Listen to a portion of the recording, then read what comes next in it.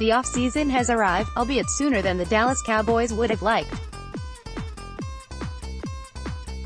It was a roller coaster of a season for the team, who got off to a horrendous 3-5 start before the troops rallied to go on a 7-1 run to finish and land their second NFC East crown in the past 3 seasons.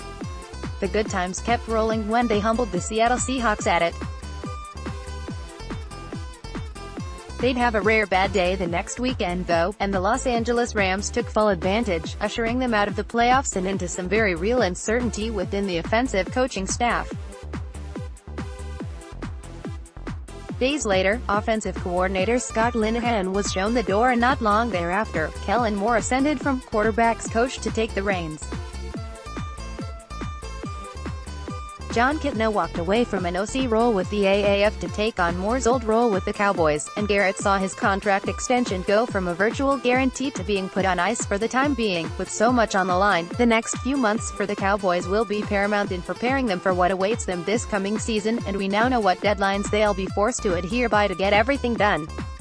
Time flies when you're trying to build a Super Bowl contender. Clubs with returning head coaches may begin off-season workout programs. Jason Garrett had a contract extension well in hand following the Wild Card win over the Seattle Seahawks, but the loss to the Rams in the divisional round and his continued loyalty to now-gone offensive coordinator Scott Linehan cost him a long-term deal. For now, he'll return to coach for his job in the final year of his deal this season, and the Cowboys will be allowed to get their off-season program started on April 15, 2 weeks after new head coaches can get their programs jumped off. The logic is there is simple, as the latter works to install their system to their new team, and are therefore forwarded more time to do so.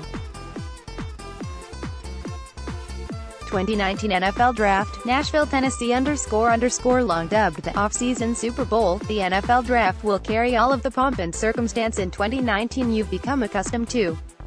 Things will be slightly different for the Cowboys this time around though, having traded away their first-round pick for 3-time Pro Bowl wide receiver Amari Cooper. Their first selection will take place on day 2 with the 58th overall pick, barring a decision to move up or down. There will still be loads of talent available in round 2 and later, so don't shrug off the Cowboys draft this season. After all, linebacker Jalen Smith is a second-round grab, in case you needed some perspective. Clubs may elect to hold one 3-day post-draft rookie minicamp __. The Cowboys will have an option of running a 3-day rookie minicamp on either Friday through Sunday, or Saturday through Monday, but they have to choose one.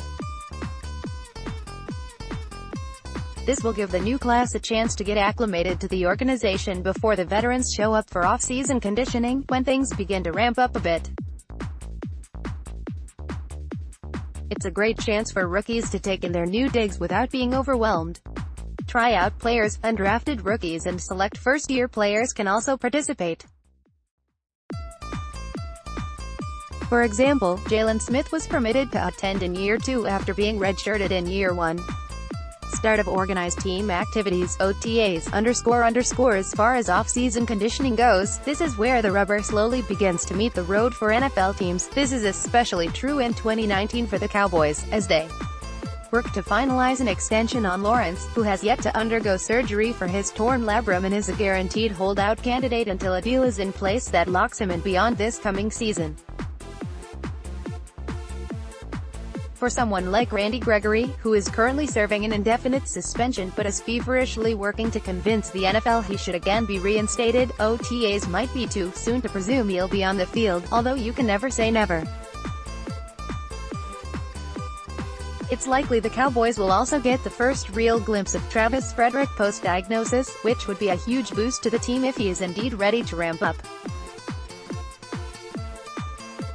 Post-June 1st release designations take hold __. There's a salary cap difference in labeling a player pre- or post-June 1st release, and sometimes it's a substantial one, making such decisions more of a chess game for NFL front offices.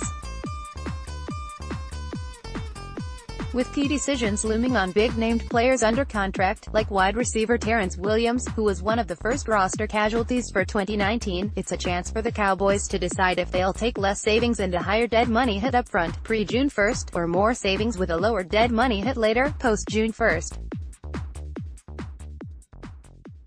It'll all come down to how much more room the Cowboys need on their cap, and when they need it most. Start of mandatory minicamp __, kick the tires and light the fires, because this is when things get hot and heavy.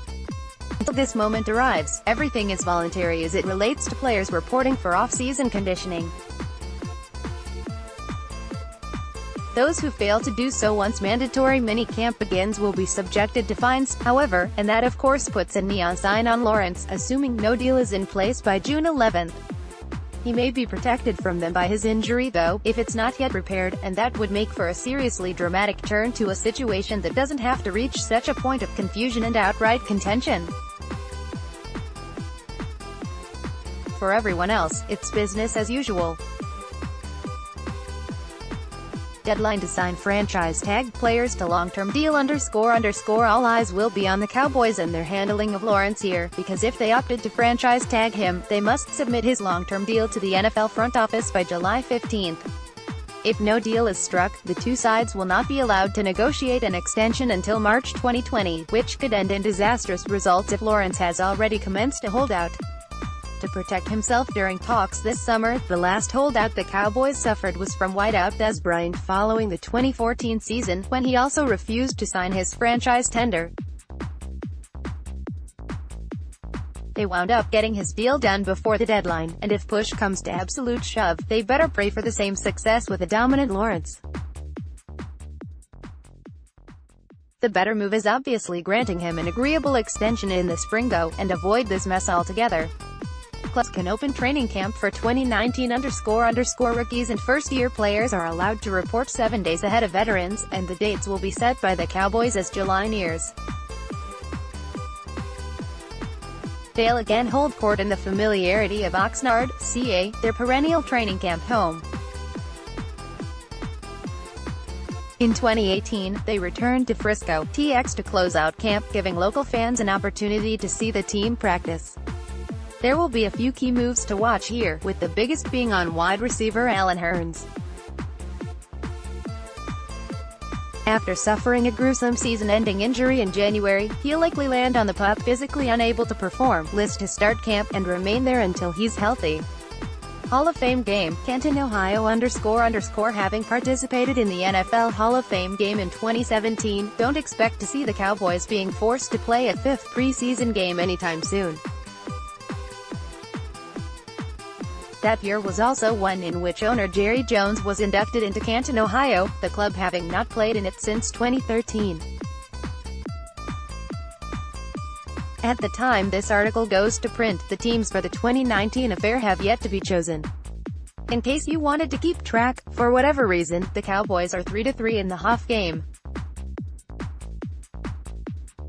The NFL hasn't played a game in Hawaii in years, not since moving the annual Pro Bowl to Orlando, Florida. That will change when the Cowboys meet the Rams in Honolulu on August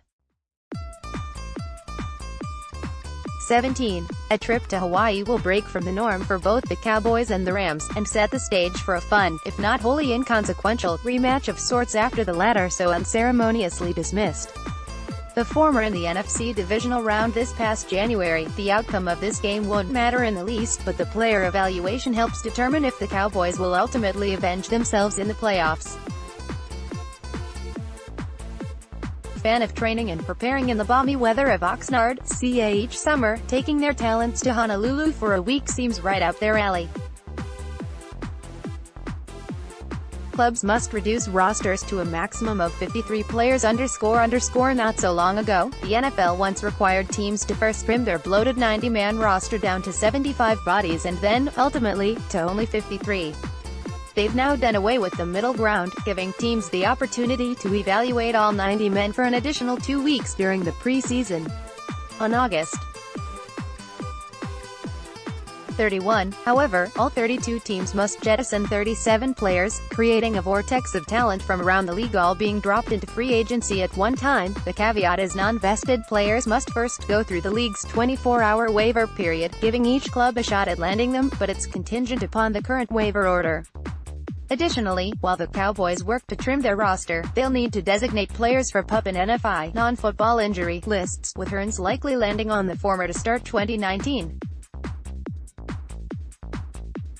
Waiver period ends on final cutdowns __ for players who survive waivers. It's straight to the free agency pool they go. Teams will be allowed to start signing talent for their 10-man practice squad, but that doesn't mean they'll stay on that roster. A player can be poached from a practice squad at any point with the mandate the new team sign them to the active roster and guarantee 3 full game checks, and the Cowboys were victimized by this caveat on more than one occasion in 2018. Few understand this process better than running back Darius Jackson, who was poached immediately by the Green Bay Packers after signing to the Cowboys practice squad last season, only to then find himself back where he started less than 1 month later. The 10-man unit is a great place to stash talent and for players to have an added chance to prove themselves, evidenced in how Jackson was added to the active Cowboys roster in December to rest Ezekiel Elliott. Simply put, the practice squad dance is a chess match between teams and players that lasts all season. 2019 NFL regular season kicks off __ This is the moment you've been waiting for, after months of off-season moves, counter moves and preparation. The Cowboys took a step forward in 2018 after a disappointing 9-7 finish the year prior, bouncing back from a 3-5 start to be the first team in franchise history to win the NFC East and a subsequent playoff game. The second-half recovery was aided by the decision to trade for Amari Cooper, who then landed a third Pro Bowl nod following his third 1,000-yard season. With Scott Linehan gone, the promotion of Kellen Moore to offensive coordinator, the hiring of John Kitna as quarterbacks coach and head coach, Jason Garrett operating in the final year of his deal, there's a lot on the line for the Cowboys. If they don't turn the corner in 2019, there could be significant change in the coaching staff, starting with Garrett.